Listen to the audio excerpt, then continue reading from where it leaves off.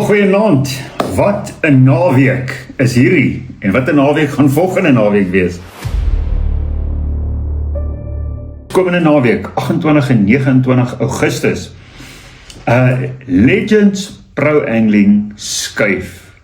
Ja, na die Vaal Mall toe. Nou ja, dit is al van julle wat van 'n Buil-area ken, dis by die Robot van die Dood, op die boonste vloer, jy ry op met daai 'n sirkelpad na boontoe, en daar het jy dan natuurlik die nuwe Legends Pro Angling. Nou hulle maak oop eers komende Vrydag en Saterdag, die 28ste en die 29ste. Nou ja, wie gaan almal daar wees by die grand opening? Is amper makliker om te vra wie gaan nie daar wees nie. Julle kan kom inloer, groot shop day, Vrydag en Saterdag, daar gaan wees, ons self gaan daar wees vir anglers, ons sal bietjie live van daar af hardloop.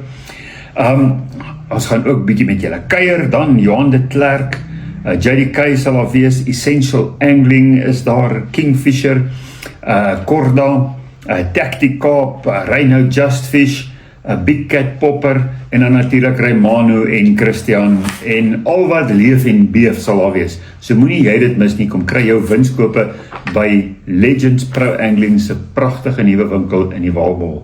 Sien julle daar Vrydag en Saterdag.